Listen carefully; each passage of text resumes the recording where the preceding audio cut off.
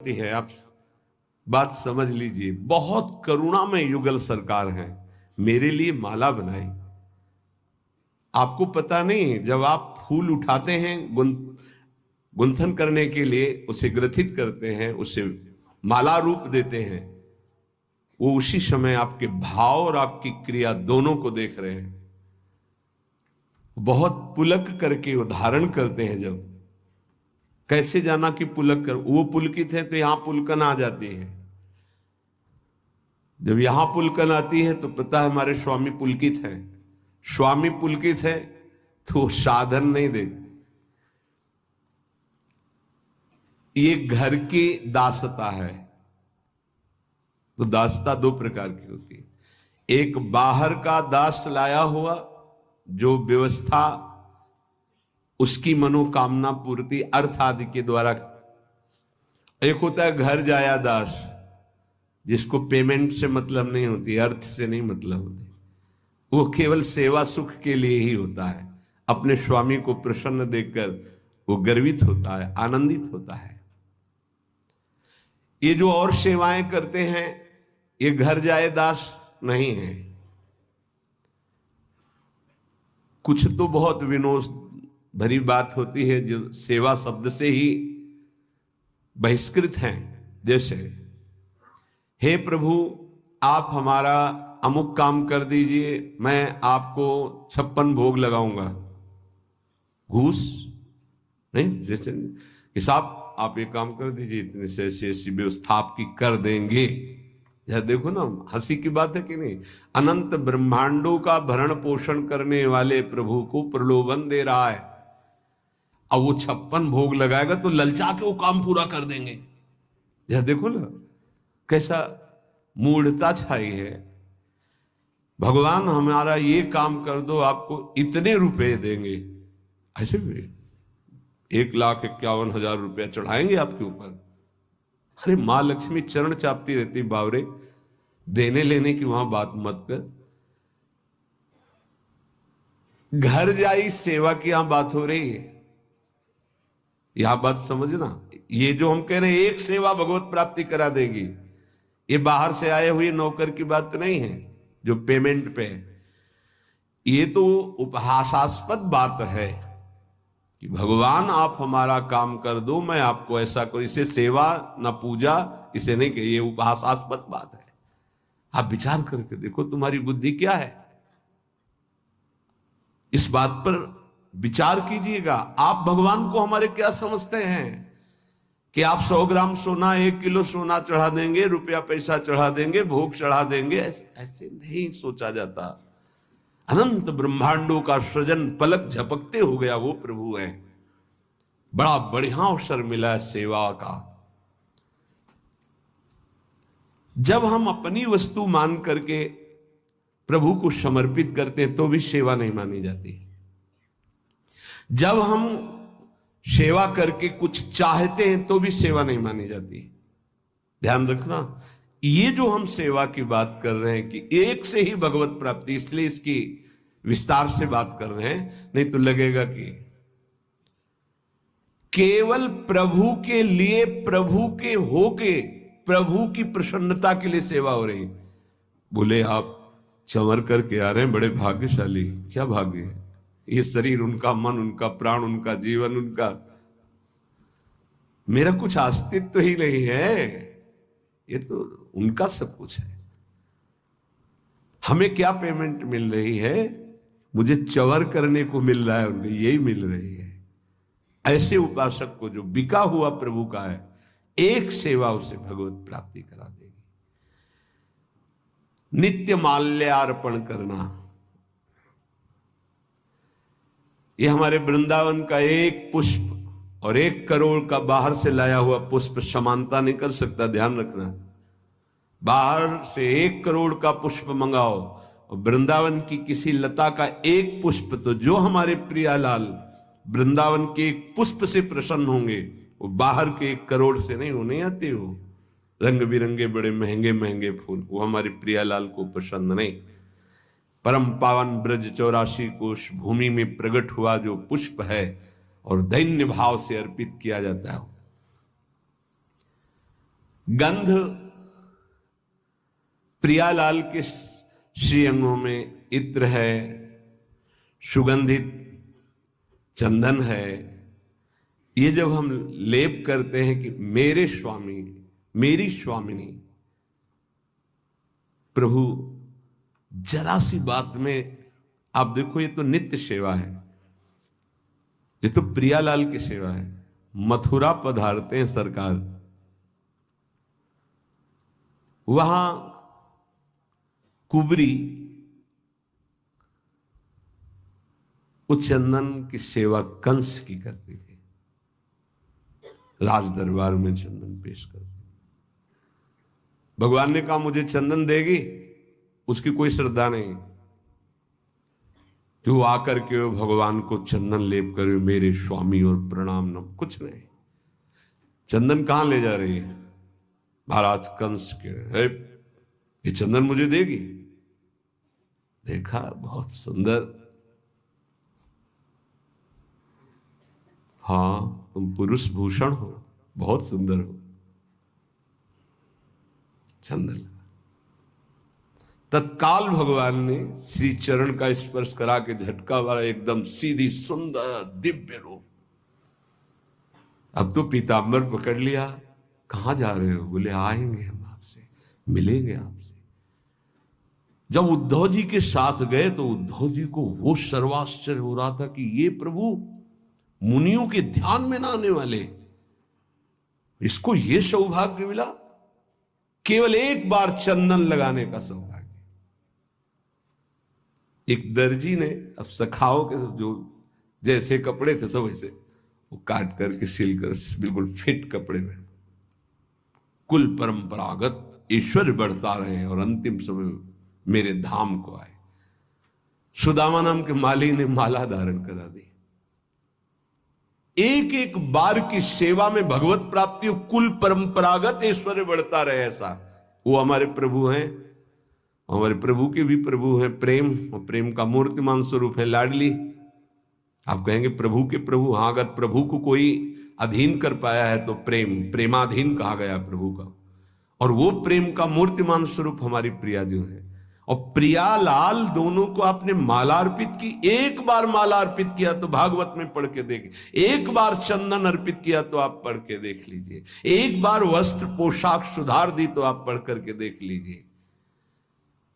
जबकि किसी विशिष्ट भाव सेवा में नहीं कि वो भावावेश में दास्य भाव, सख्य भाव, कांता भाव, सहचर्य, कोई ऐसे भाव का विशेष। जो नित्य प्रभु को चंदन अर्पित करता है, गंध अर्पित करता है, व्यजन पंखा करता है। एक बाबा वयोवृद्ध रहते, उनकी टांग में फोड़ा हुआ और उसने कैंसर रूप रख लिया, सेवा से नहीं हटते थे, बहुत कष्ट रहता। तो किसी भगत ने देखा तो कहा कि आप चलो एक बार मथुरा चलना पड़ेगा, वहां कहा पंखा सेवा। तो बोले आप जहां लाडली जी का मध्याह्न में शयन होगा हम गाड़ी लेके आ जाएंगे, आपको मथुरा ले चलेंगे और आपको सेवा के समय उपस्थित कर देंगे। तो राजी, जब आज डॉक्टर को देखा तो उनका है तो पैर कटेगा, ये ठीक तो होने वाला है नहीं। तो उनका नहीं नहीं, फिर हम श्री जी के पास नहीं जा पाएंगे, पंखा नहीं कर पाएंगे। नहीं नहीं, हम मरेंगे बस श्री जी के सेवा करते करते, ये सब नहीं कराएंगे, कोई दवा नहीं, हमें छोड़े आप। श्री जी के पास छोड़ दिया पंखा। रात्रि में जब श्री जी शयन करती तो बाहर हो गए। तंद्रा से आई, लाडली जो आई, बाबा तो को कहां पीड़ा है? ऐसे देख बाबा, खड़े होके देख, कोई पीड़ा नहीं तेरे। चेतना आई, खड़े हुए एकदम फिट, कहीं कोई कष्ट ले, एकदम कर तुम अकर तुम अन्यथा कर तुम, स्वामिनी की सेवा में जरूरत है। सच्ची मानिए, ये तो उनका लीला विलास है कि पांच भौतिक नाशवान शरीरों की भक्तों में पीड़ा देखी जाती है। वो केवल बाहरी, आंतरिक जो महासुख मिलता है उसको कौन देख पाता है? तांबूल दानो, श्री स्वामिनी जी को ये अपनी सेवा पद्धति में है भोग पवाया, आचमन कराया और पान की बीड़ी युगल सरकार को अर्पित की। मृदु मधुर पाद संवाहनम, जब हम श्री जी को शयन करा रहे हैं, ऊपर से वस्त्रावेष्टित किया, भाव में से बैठ गए, प्रियाजू के चरण चाप रहे, लालजू के चरण चाप। आपको लग रहा है कि खिलवाड़ हो रहा है, इसी से अधीन हो जाएंगे वो। जब एकांत में शांत भाव होकर हृदय से, तो एक दिन देखना आपके ऐसे जो आप कर रहे हैं कि चरण चापने के, उसी में श्री चरण आ जाएंगे। सत्य वस्तु प्रभु है, कोई कल्पना नहीं है। मृदु मृदु पाद संवाहनम, फिर प्रियालाल की हम उत्थापन सेवा करके फिर उनको सुंदर पोशाक, सुंदर माला धारण कराना। ऐसे जो करता रहता है वो महाप्रेमावेश में एक दिन डूब जाता है। महाप्रेमावेश में पुलक शरीर होकर के, देह भाव रहित होकर के वो श्री जी की सखियों में सम्मिलित हो जाता है, राधा दासियों में सम्मिलित। क्या बताया साधन? श्री जी की सेवा, परिचर्या। कब ऐसा होगा? कृपा दृष्टिर्दासे हरि हरि कदा श्यान्मयी तयो रिह प्राप्यै कांतम प्रतिदिन मदस्सुर विलप भो।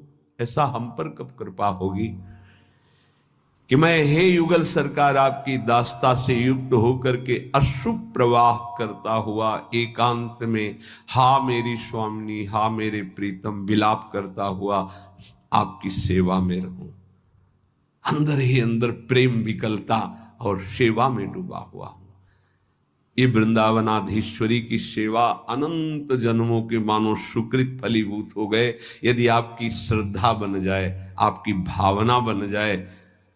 प्रायः देहाभिमान होने के कारण साधन भाव में त्याग आदि की तरफ जिसमें वाहवाही, उसमें तो रुचि साधक की हो जाएगी, पर जो श्री जी की एकांतिक परिचर्या जिसे कोई नहीं जानता, कोई तुम्हें बड़ाई नहीं, बड़ाई प्रिया प्रीतम देंगे, वहां रुचि नहीं हो पाती।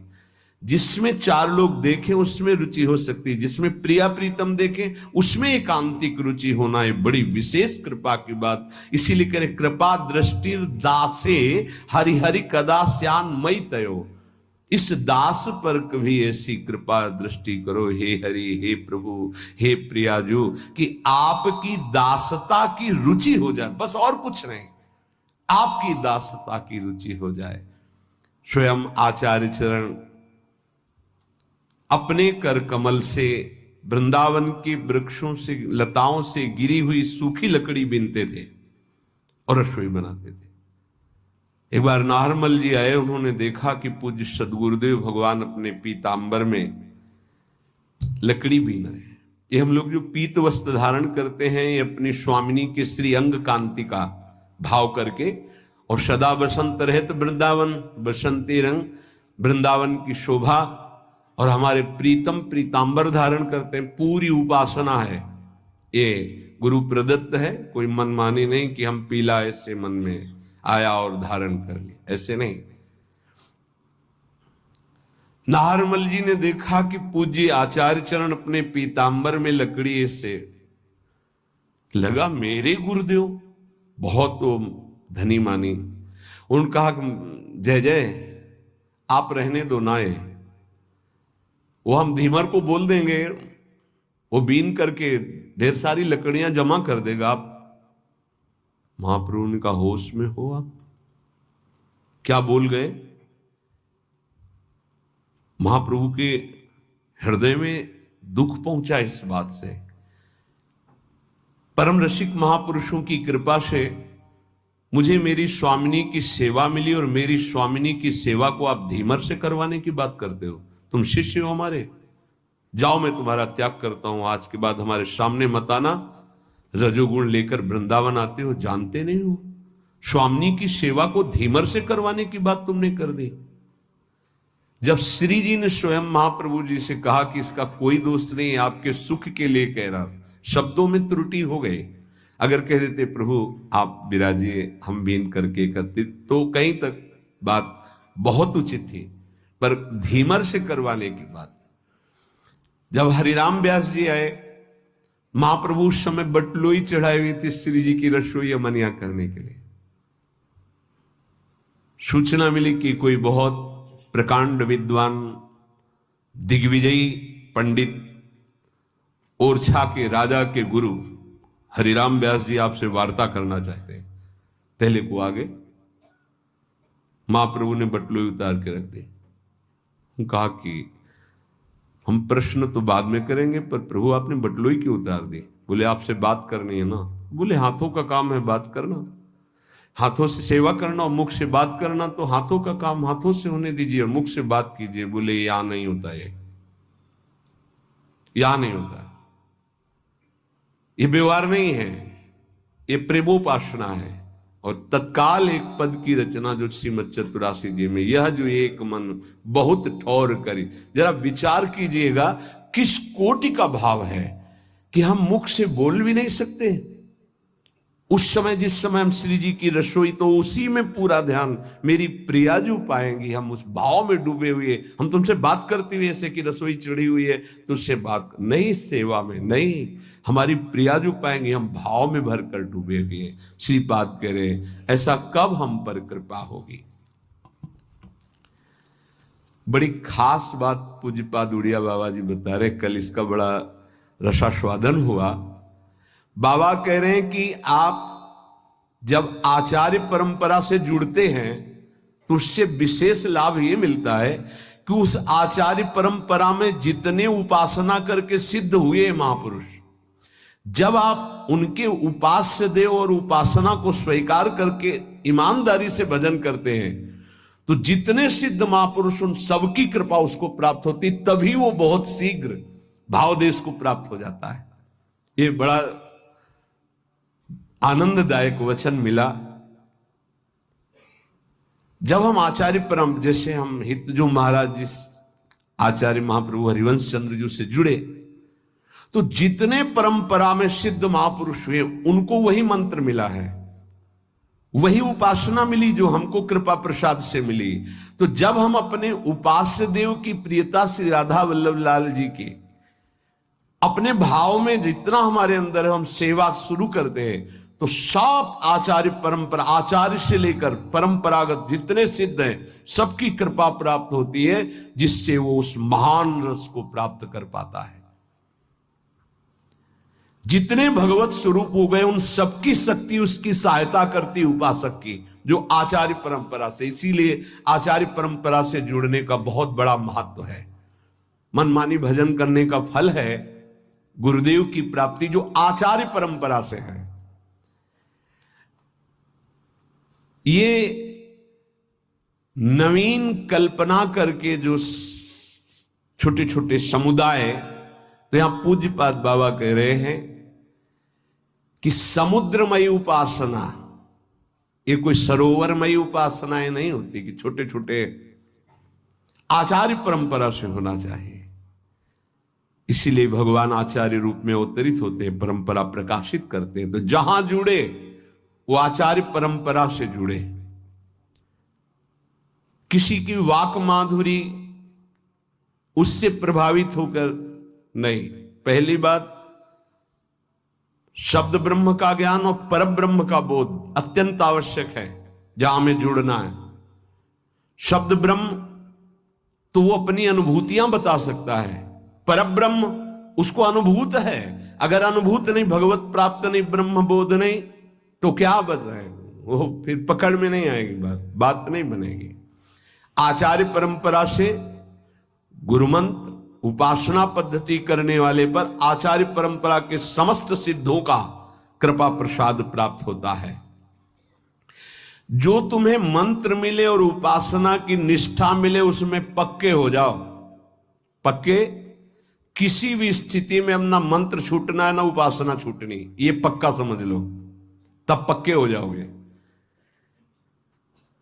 चाहे कोई कितनी भी हमारे सामने निंदा करे, कैसी भी परिस्थिति रख दे, हम मंत्र और अपनी निष्ठा से ना डगमगाए। जैसे सप्तऋषि आकर पार्वती जी से कहते हैं कि तुम्हें महादेव जी में क्या गुण दिखाई दिया और ऐसा ऐसा, पर उनकी निष्ठा, कोटि जन्म लग रगर हमारी, बरऊं शंभु न तरहूं कुमारी।